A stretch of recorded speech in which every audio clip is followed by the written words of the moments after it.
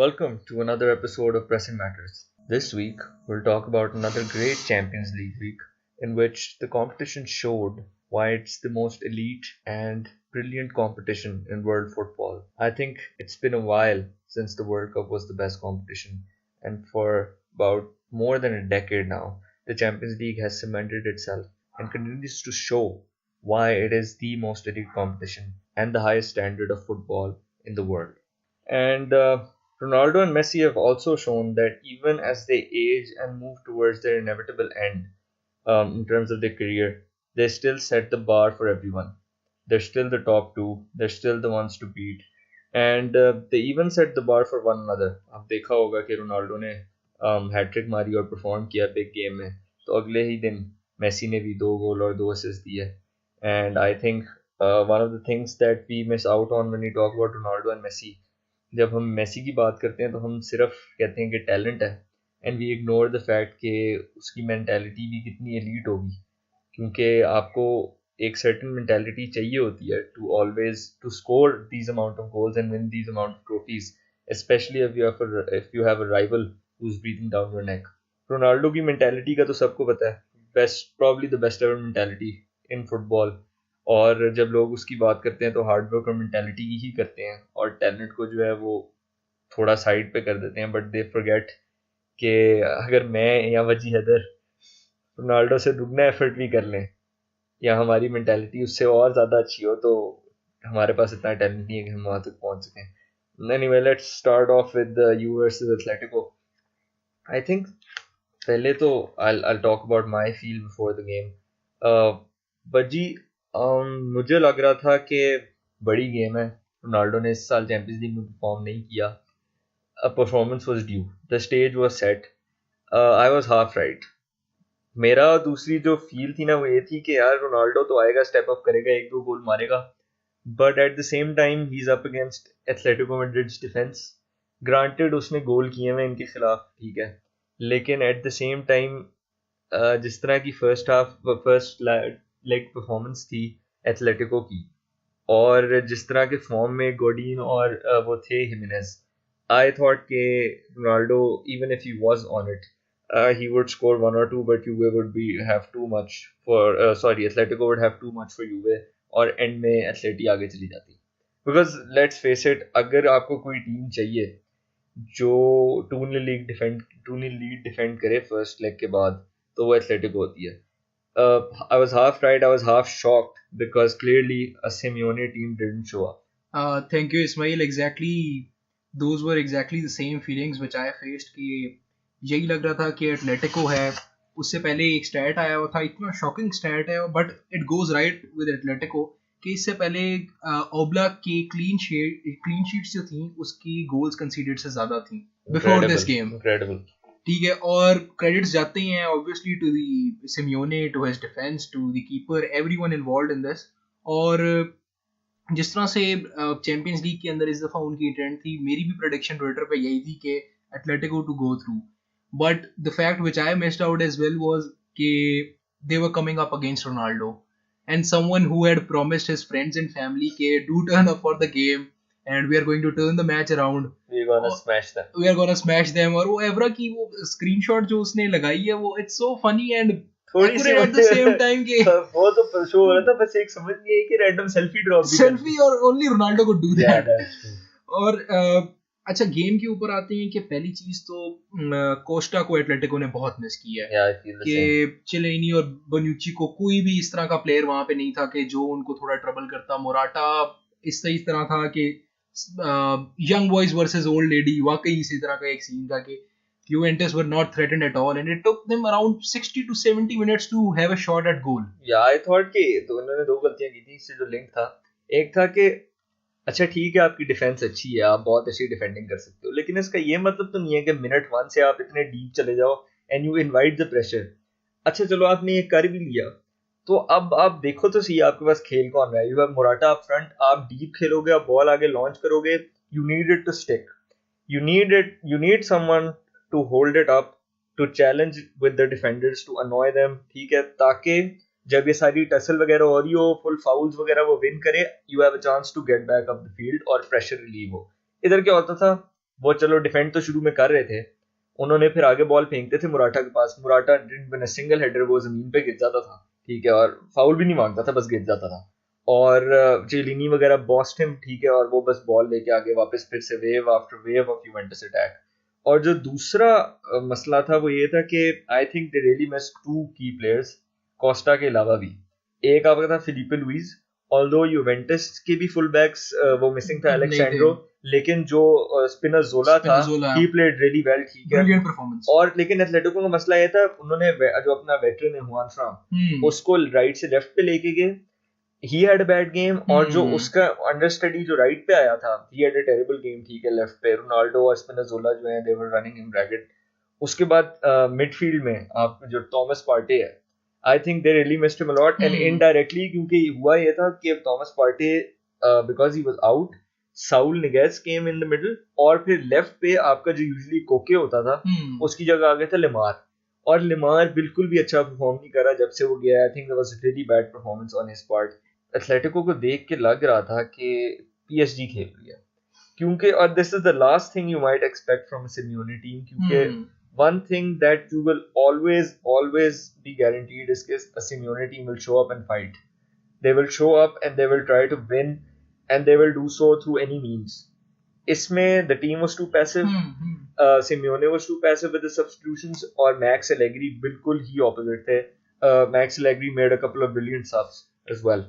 और exactly Morata से यही बात linked है कि the first goal that was linked to Morata's mistake.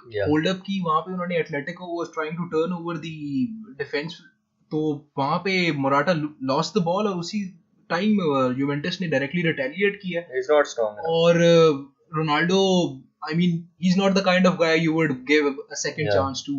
Exactly. और थोड़ा सा हमें यहाँ पे ये भी फिर अब करना चाहिए कि 34-year Ronaldo, he's just as good as a 28-year Ronaldo.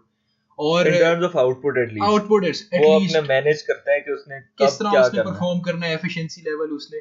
और पहले उसके इंटरव्यूज में लगता था कि ही इज जोकिंग कि व्हेन ही सेड कि I can play up to the age of 40 और समथिंग, और giving the form in which he is in right now, वो लगता है वो वाकई में जा सकता है, वो वाकई कंटिन्यू कर सकता है। फिजिकली तो उसको मसला नहीं है, फिजिकली उसको ऐसा मसला नहीं है, और ब्रिलियंट परफॉर्मेंस। लोगों को ये लग रहा था डिबाला को बेंच किया है, लेकिन बर्नाडेशी जिस तरह आया है उसने जिस तरह आके, I think first half Bernardeschi was the best player on the pitch, और फिर पेनल्टी विन करना इतने क्रूशियल मोमेंट पे, क्योंकि 90 मिनट के बाद मैच किसी भी तरफ जा सकता है। I think huge balls shown by Allegri के इतने एंड पे जो है इतनी फाइनली पोइज्ड टाइम में आप अपना जो है विंग बैक बनाते हो उसको बर्नाडेशी को, और फुल डिबाला को आप सैक्रिफाइस करते हो, मतलब काफी एक एलेग्री को यूवेंटस फैंस की भी थोड़ी रिजर्वेशंस थी कि आज शायद नॉकआउट होने जा रहे हैं, और इसके बाद बोर्ड के साथ भी टसल चल रहा था, फैंस के साथ भी, लेकिन he was up to the mark. चैन खेल रहा है जिस तरह मेटूडी के साथ हुआ, चैन को थर्ड सेंटर बैक बना देता था काफी। ऑल्दो मंजूकिच का थोड़ा सा डिसअपॉइंटिंग फर्स्ट हाफ रहा, ओवरऑल गेम में इतना इन्वॉल्व नहीं था, लेकिन कह सकते हैं कि उसका रोल थोड़ा सा इस तरह का था कि रोनाल्डो के लिए स्पेस क्रिएट की जाए, क्योंकि रोनाल्डो बेंजेमा जो अंडररेटेड एग्जैक्टली हुई हुआ है, और Ronaldo as we have already discussed up to the mark, or he was there for something and he got it. Let's talk a bit more about Ronaldo. A couple of stats, astonishing stats here. Since 2013 and 14, Atletico have only been knocked out of a Champions League knockout round by a team that contained Cristiano Ronaldo. He is the only player to score a hat-trick against Diego Simeone's Atletico Madrid. I think if there is any man for the big occasion, it is Cristiano Ronaldo. I think एक चीज जो होती है, मैं हमेशा ये कहता हूँ, and this is especially relevant अब के वो अपने आप को इतना efficient और उसने efficiency अपनी maintain की हुई है। Leo Messi is someone you would try to watch in every match. मतलब कि आप उसकी वो एक aesthetic वो quality है जो आप कहते हो कि मैं हर मैच में देखता हूँ कुछ ना कुछ करेगा, लेकिन अगर सिर्फ बड़े मैच में आपने देखना है ना, you would always tune in to a big match in which Ronaldo is playing, because you know अगर पिछले 5 मैच में कुछ भी नहीं किया, he will turn up for this match, and he is probably the only person in world football who does not feel pressure, but वो 90 से 100% पे चला जाता है जब प्रेशर होता है, मतलब उसका उल्टा दिमाग काम करता है। Exactly. And I think this is one of the things that bridges the gap between the talent gap जो मेसी और उसके बीच में अगर मतलब फर्क है, तो उसको मेसी थोड़ा सा प्रेशर की वजह से नीचे आता है एट टाइम्स जब क्रूशल मोमेंट्स होती हैं, और रोनाल्डो उसी प्रेशर में 5% या 10% ऊपर चला जाता है। क्या एग्जैक्टली ही इसमें बंदा क्या है। स्टैट्स की जिस तरह हम बात करें तो कल मैं एक शॉकिंग फैक्ट अगेन देख रहा था कि एटलेटिको के चैंपियंस लीग में अराउंड 116 गोल्स हैं और रोनाल्डो के 123 गोल्स हैं। तो मतलब कि अब क्या कर सकते कंटेन हैं। एटलेटिको के लिए पहले ये रियल मैड्रिड थी, अब वो यूवेंटस है, लेकिन इसके अंदर एक कॉमन फैक्टर क्या है, वो क्रिस्टियानो क्रिस्टियानो रोनाल्डो है। रोनाल्डो, लेकिन एथलेटिको ने बेवकूफी भी काफी किया। आई think they played it really well. You would understand it अगर किसी और टीम के खिलाफ करते, क्योंकि ये करते रहते हैं। And I understand why Godin and Gimenez would have thought कि हम ये रोनाल्डो के खिलाफ भी कर लेंगे, but what they basically did was कि उन्होंने फुल नैरो खेल रहे थे, और उन्होंने कहा कि यार just we won't allow them space through the middle. What we'll do is के साइडों पे स्पेस होगी भी, ये क्रॉसेस डालेंगे, गोडीन और हिमेनेस डिफेंड कर लेते हैं, ठीक है, वो पूरे दिन पूरी रात भी करते रहेंगे, ठीक है, कोई मसला नहीं होगा। What they didn't factor in was that they were up against the best header of the ball, the best jumper in world football, or the best penalty box movement that there has probably been in the game, ठीक है। और फिर उन्होंने probably ये सोचा होगा कि यार देखो यूरुग्वाई वर्सेस पोर्चुगल में यही हो रहा था सेकंड हाफ में एटलीस्ट, कि यूरुग्वाई ने गोल किए हुए थे, then they set back, side से वो क्रॉस मारते थे पोर्चुगल वाले, और रोनाल्डो उस दिन उनसे डिफेंड हो गया था रोनाल्डो, और रोनाल्डो भी जो है ना खुद थोड़ा ड्रॉप डीप करके दूर से शूटे मारा था। उसने इतना बॉल को अटैक नहीं किया था बॉक्स के अंदर। तो I think that's what they were hoping for कि इतना हम क्राउड कर देंगे तो वो शायद ओवर पावर हो जाए। लेकिन एट द सेम टाइम जाओ कंसेलो वगैरह की डिलीवरी और बर्नाडेशी की इतनी अच्छी थी, और आगे उसकी मूवमेंट तो ऑब्वियसली है ही कि हाफ चांसेस को भी जो है ना उसने हवा में गोल बना दिया। और एग्जैक्टली इसमें जहां तक एक टैक्टिकल वॉर थी वो समझ आती है कि two of the best managers were up against each other, Allegri and Simeone. लेकिन एक जो वीडियो आपने शायद टनल में भी देखी होगी कि Ronaldo's ability to inspire, he is greeting every player, he is pumping them, he is telling them कि we are going out to win. वो जो एबिलिटी टू इंस्पायर है, वो जो हर प्लेयर के अंदर एक बिलीफ लाना है कि वी कैन डू इट। और इससे पहले आप ये देखते हो कि यूवेंटस ने इससे पहले 2-0 का डेफिसिट चैंपियंस लीग में कभी ओवरटर्न नहीं किया।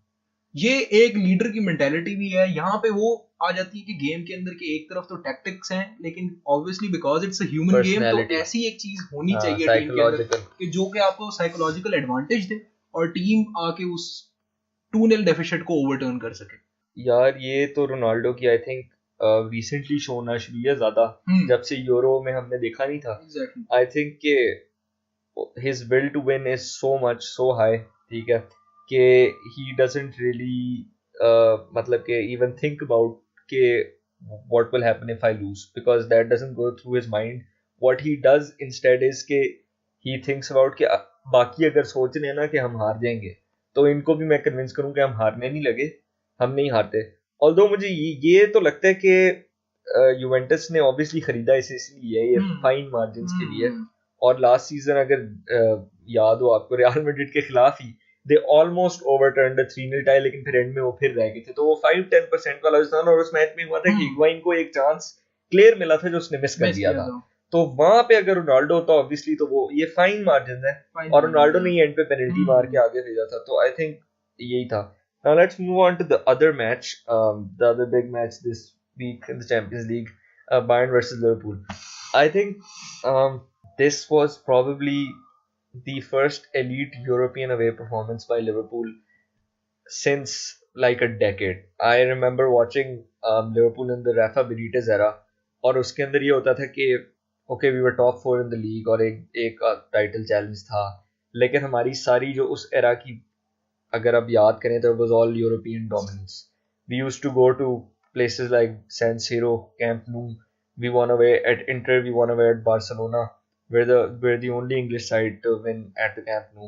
वो मुझे याद आ गया था कि यूरोपियन रॉयल्टी जो एक वो फैक्टर था ना पहले लिवरपूल का, कि जिस तरह मर्जी लीग में करी, ऑल्दो अब लीग में भी कमाल है, लेकिन यूरोप में जाके ना एक उनका नाम बन गया था।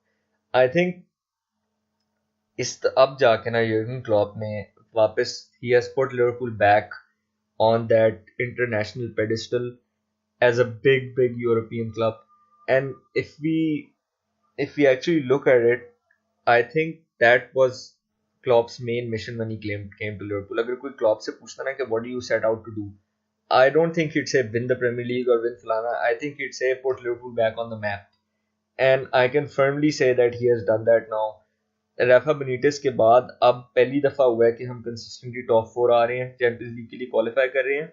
And not only that, Champions League के पिछले साल फाइनल में पहुंचे थे, which I believe was a great step. लेकिन people would only take you seriously if you are consistent. मतलब अब बायर्न, बारसा और रियाल का क्या होता है, consistently semifinal, quarter final. I think अब हमारे पास we have a great chance of going through to the semifinal. हमने एक बड़ी परफॉर्मेंस दी है इस साल बायर्न के खिलाफ. पिछले साल ऑब्वियसली फाइनल तक पहुंचे थे. आई थिंक अब ये वाला एक सिस्टम बन चुका है कि people do not want to face Liverpool in Europe. And Man City found out about that last year. And I am pretty sure कि अब जो है, जो भी आगे जिस तरह के भी ड्रॉज अब हुए हैं उनकी भी हम बात करेंगे, बट जिस तरह के ड्रॉज हुए हैं, people would not like to face Liverpool at all. What Klopp said was really interesting in his post-match press conference, which was कि, and this is the first time I heard him say it, और बड़ी देर से I think वो wait करा था. इस बड़ी performance के बाद he said कि we have finally put Liverpool back where they belong, at the top. और एक मैनेजर का इतना बाहर आके ये कहना, और दो क्लॉप एक ऐसा बंदा है, if you noted कि वो अच्छी विन के बाद भी कहता है ना कि it's only, this win is only good enough if you also win the next game. तो वो हमेशा एक टेम्परामेंट जो है ना वो मेंटेन कर रहा होता है कि hopes high no.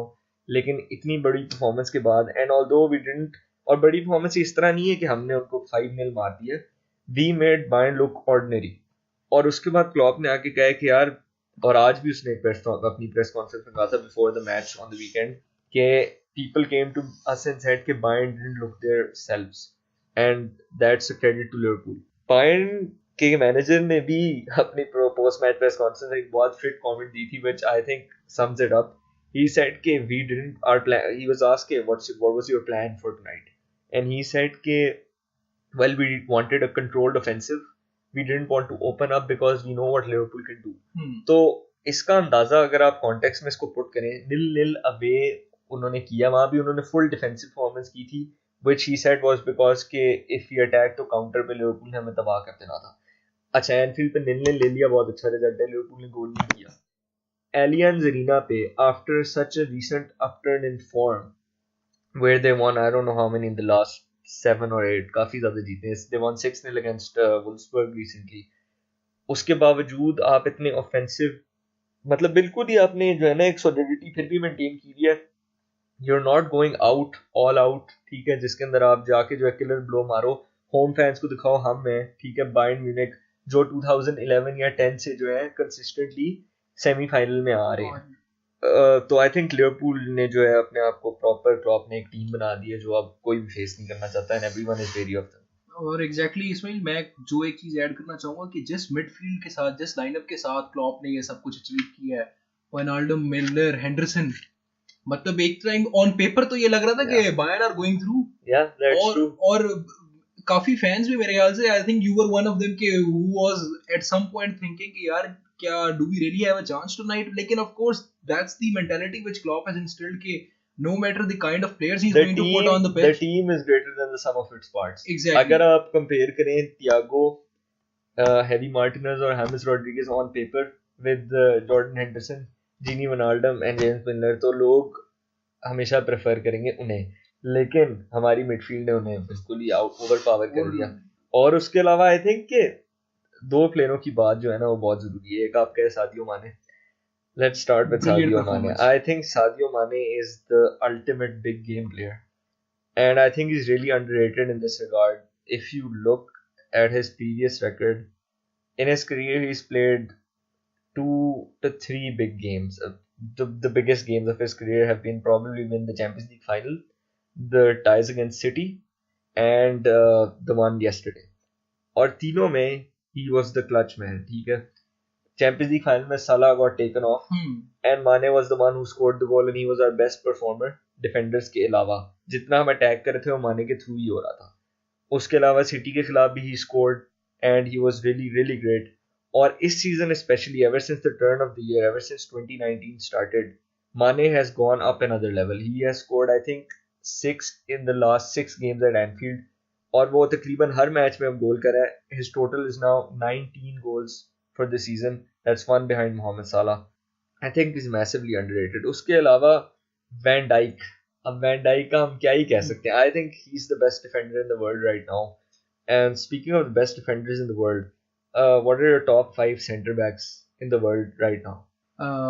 Van Dijk, Gerard Piqué, Diego Godin, Koulibaly, Chiellini has to be Chiellini. Okay, for me it's got to be like in no particular order. Although Van Dijk तो है ही best, उसके बाद जो चार हैं I haven't really thought of an order. I think it's Van Dijk, Laporte, Koulibaly, Chiellini and Piqué. I think he's been great this season. A couple of honorable mentions: Varane, Vertonghen for Spurs has been excellent for 3 or 4 years now. And Diego Godin. The reason I didn't mention Diego Godin in my 5 is because this season Atletico Madrid's defense, although it was great in the first leg against Juve, it hasn't been that great in the league, and in a couple of Champions League matches they conceded a lot of goals against Dortmund as well. But overall I think अगर pure defenders की बात की जाए ना तो Diego Godin से बेहतर कोई नहीं है इस दुनिया में, और Chiellini is also right up there in terms of pure defenders. That's been that in terms of the reactions and analysis of the matches. There was one big news this weekend, especially for Madrid fans. Zinedine Zidane is back at the Bernabeu. Huge news, Ismail. और जहाँ पे मेरे ख्याल से I guess 2 episodes ago हमने यही बात की थी कि it will be very much unlikely Real Madrid के if Solari is still in the job के given Real Madrid exit the Champions League. And that was exactly the case कि वही हुआ है. यहाँ पे चैंपियंस लीग एग्जिट होता है, लीग से बाहर है, कोपा डेल रे से बाहर है. It took 1 week and suddenly news आती है. आपने भी क्वेश्चन किया था कि मोरिनियो आ सकता है, कौन आ सकता है. वो हाइप भी एक मची. उसके बाद एक चेन रिएक्शन हुआ है. कहाँ से? चैंपियंस लीग एग्जिट होता है, हर कोई बात करता है कि शायद मैनेजर तो जा ही रहा है, कौन आने वाला है. मोरिनियो की वहां पे न्यूज़ बिल्ड अप हो जाती है. निकाली थी कि वैलिड वाले मैच के बाद मोरिनियो आ रहा है टिल द एंड. मोरिनियो आ रहा है. और ऑब्वियसली मोरिनियो ने भी जो प्रेस कॉन्फ्रेंस की थी वो एक शो में था और वो यही कह रहा था it is the most iconic club in the world, 13 on the arms and stuff. और उसके बाद फिर एकदम से हम देखते हैं कि एक और न्यूज आती है कि रेमोस और पेरेस का कोई इशू हुआ है कि Perez has eventually gone on to say कि I will throw him out of the club, ये स्टफ. वो ऑब्वियसली स्पेनिश न्यूज़पेपर्स का हमें पता है the type of hype which they create और the type of strategy which they use to sell their newspapers. ये कौन था, मार्सा था या आई गेस एएस था ये. एएस तो काफी तीली लगाता है मैड्रिड के खिलाफ ऑब्वियसली. तो वो उसके बाद फिर क्या होता है कि रेमोस एक बड़ी यूनिक सी प्रेसर, ट्विटर प्रेसर पहली दफा हमने ऐसी देखी है कि the captain has come out and spoken so well. और उसके अंदर उसकी प्रेसर के अंदर काफी इंपॉर्टेंट चीजें, उसने ना सिर्फ रिस्पॉन्सिबिलिटी एक्सेप्ट की है, उसने ये भी एडमिट किया कि हम इस टाइम बुरे टाइम में हैं, और उसने ये भी कहा है कि जो भी हमारी ड्रेसिंग रूम की बातें हैं वो हमारे तक ही हैं, तो आप वो हम पे ही छोड़ दें. और इसी से डायरेक्टली लिंक्ड हुई है. उसी शाम को अपॉइंट हो गया, I guess the other day Zidane appointment हुई. और आई गेस अभी हम तो उसको इस तरह से सेलिब्रेट कर रहे हैं एज इफ विच कि हमने शायद वापस हम कोई ट्रेबल की रेस में हो गए. लेकिन obviously he is a household name Zidane, और the only manager which can understand Real Madrid in this situation, और जो हमें वापस टॉप पे लेके जा सकता है गिवन जब ग्राफा से उसने टेक ओवर किया था और किस तरह वो हमें अपने डेब्यू सीजन में चैंपियंस लीग जितवा के गया.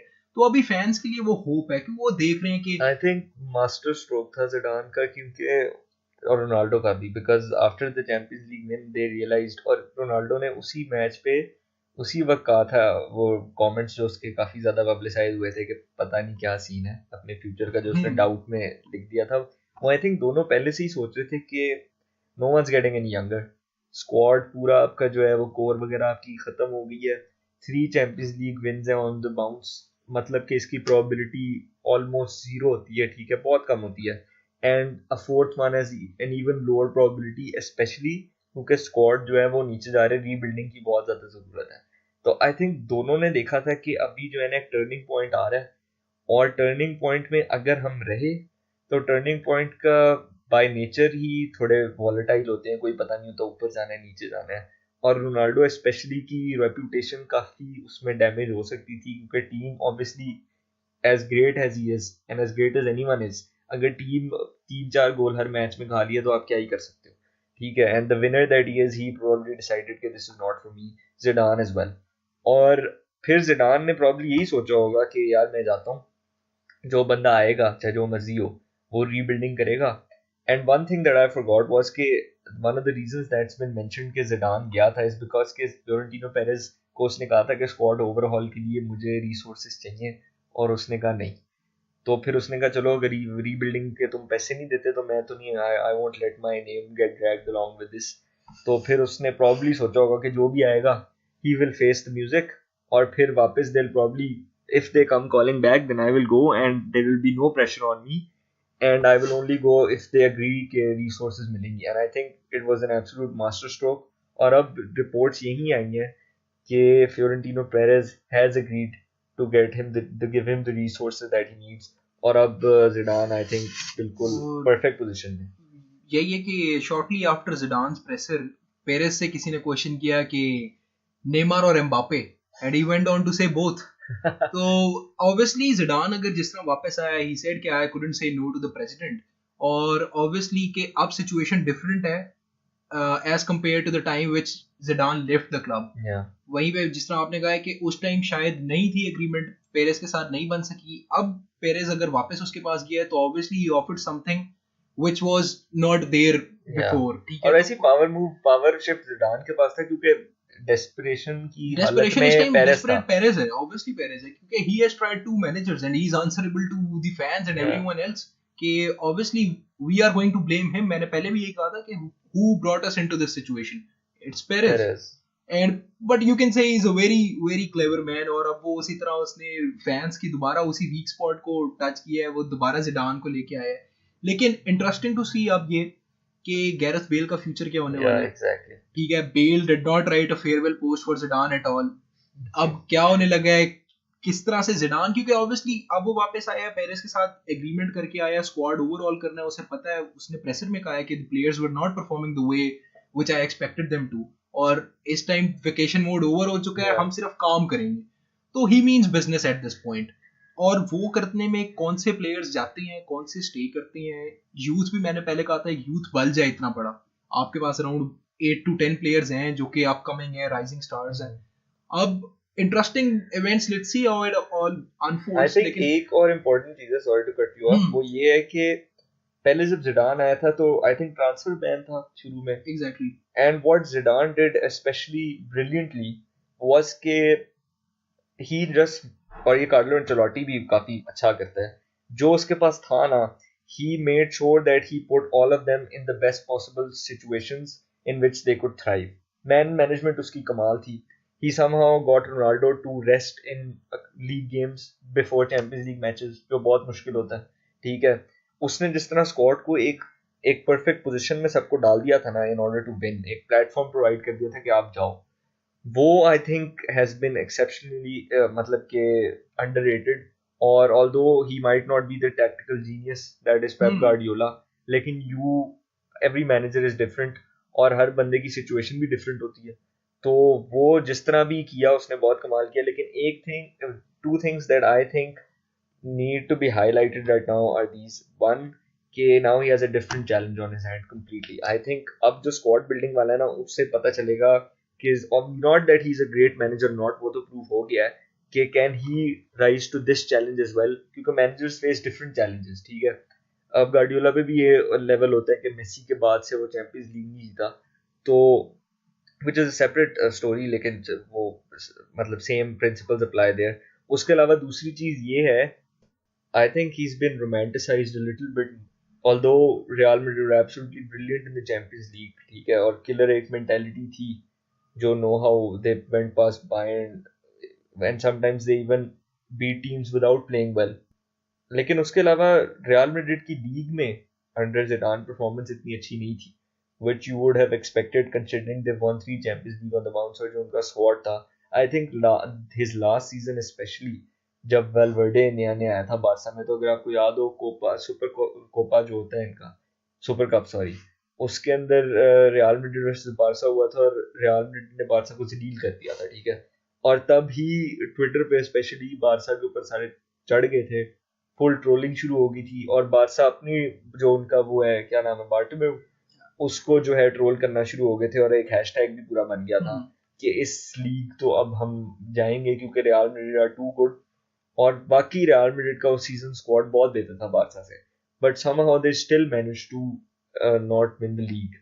तो ये चैलेंजेस हैं क्योंकि आई थिंक पेरेज को ऑल्दो चैंपियंस लीग के लिए he exist to win the Champions League, Zidane especially, और Zidane by the way, Zidane की भी जब उन्होंने एंड पे जब जिडान जा रहा था तो उन्होंने पूछा था कि what is your fondest memory at Madrid, although he had won 3 Champions League in a row, he said the league title was my fondest memory, because for a manager I think league title से बढ़ के कोई चीज नहीं होती, क्योंकि league title में ना पता चलता है कि कौन सी टीम बेस्ट कोच्ड है, बेस्ट मैनेज्ड है, क्योंकि 38 गेम्स पे जो है लीग वो ऑब्वियसली उसको कहते भी यही कि इट्स अ मैराथन, कि आपकी 38 गेम्स में डे इन डे आउट आपकी कैपेबिलिटीज टेस्ट होती हैं, आपकी टैक्टिक्स टेस्ट होते हैं, और वो काफी आप होम भी है अवे भी है, पूरी मेंटालिटी चैंपियंस लीग में होता है ना, एक डिसीजन आपके खिलाफ किया या एक आपकी बुरी परफॉर्मेंस है, एक ऑफ डे है, आप बाहर हो। लीग में होता है if you had an off day या कोई performance, you have like a lot of games to correct, margins league के अंदर ऑब्वियसली इतने कम है कि you are competing against Messi, और उस सीजन तो मेसी ने तबाही कर दी थी लीग में। एक बारसा के पास यही अनफेयर एडवांटेज है कि डोमेस्टिक डोमिनेंस के अंदर मेसी का नाम है कि कोपा में भी लीग में भी, और मेसी वो तो हर हफ्ते ही कुछ ना कुछ, लीगा में तो I think this season he has 56 goal involvements, goals and assists in 32 games. In 32 games, and that's a lot. That's और insane. He's been feeding off Dembele for like 21 times already. Yeah. और he can make any player around him look good. वो यही एक उसकी बात है कि he's not only the best player himself, but वो अपने अराउंड किस तरह से लोगों को फीड करके, किस तरह सुआरेज को जो लोग राइट ऑफ कर चुके थे, but now he's finding his form again. Suarez ने पिछले सीजन 20 प्लस गोल किए थे, और लोग उसको देख के कहते थे कि इसको खेलना नहीं आता, वर्ल्ड कप में भी अगर आप देखें, और फिर वो ऑब्वियसली मेसी क्या ही कह सकते हैं। लेट्स सी, अब जिडान को ऑब्वियसली टेस्ट तो इसी बेसिस के ऊपर किया जाएगा कि given the success which he has already delivered, he is not competing against Lopetegui और Solari, he is competing against himself. ठीक है, अभी भी फॉर शॉर्ट टाइम पीरियड हम भूल सकते हैं कि alright we were out of the Champions League, we were out of the league, but Zidane's expectation obviously 3 Champions League और एक लीग की है। So let's see how it goes, although I'm still very hopeful कि given the resources and the fresh initiative or fresh perspective, let's see how he performs. I'm very hopeful. That's been it for today. One last news though, sorry I forgot, Man City are probably facing a 2-window transfer ban, so look out for that development everyone. That's been Pressing Matters for today. Hope you all enjoyed it. Allah Hafiz.